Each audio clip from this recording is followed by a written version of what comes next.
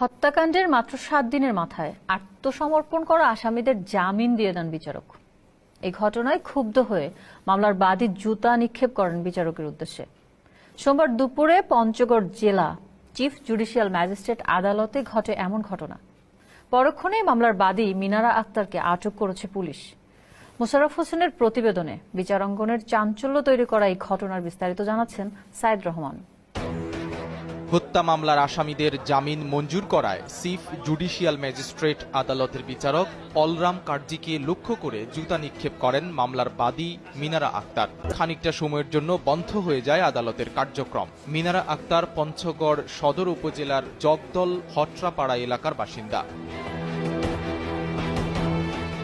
গত 5 ডিসেম্বর পঞ্চগড় সদর উপজেলার সাতমেরা এলাকায় জমি নিয়ে বিরোধের জেরে পিটিয়ে মেরে ফেলা হয় 83 বছর বয়সী ইয়াকুব আলীকে। ওই দিনেই নিহতের মেয়ে মিনারা বাদী হয়ে 19 জনকে আসামি করে হত্যা মামলা দায়ের করেন। সোমবার তাদের মধ্যে 14 আসামি আদালতে হাজির হয়ে জামিন চাইলে তা মঞ্জুর করেন বিচারক।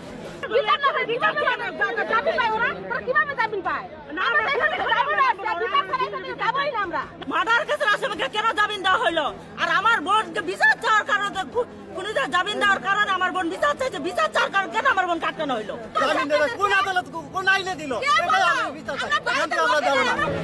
আসামিরা যেদিন জামিন পায় সেদিন ছিল ইয়াকুব আলীর কুলখানি। সেই কুলখানি বাদ দিয়ে পরিবারের সদস্যরা আদালতে উপস্থিত ছিলেন। এই অবস্থায় বিচারকের সিদ্ধান্ত কোনোভাবেই মেনে নিতে পারেননি তারা। এক পর্যায়ে বিচারককে উদ্দেশ্য করে জুতা ছুড়ে মারেন নিহতের মেয়ে মিনারা।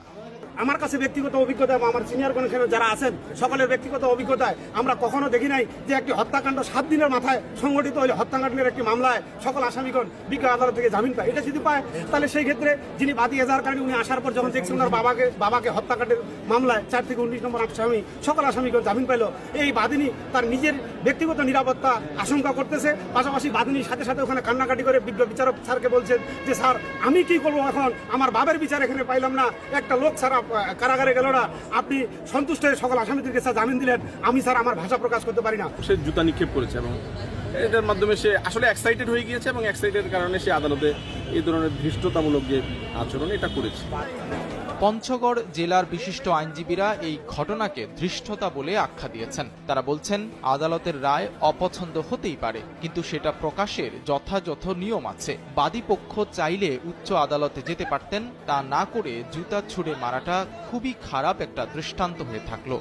যে মারা গেছে তার মেয়ে সেখানে উপস্থিত ছিল ডকে। এই জামিনের সংবাদ শোনার সাথে সাথে উনি ম্যাজিস্ট্রেটকে জুতা নিক্ষেপ করেছে।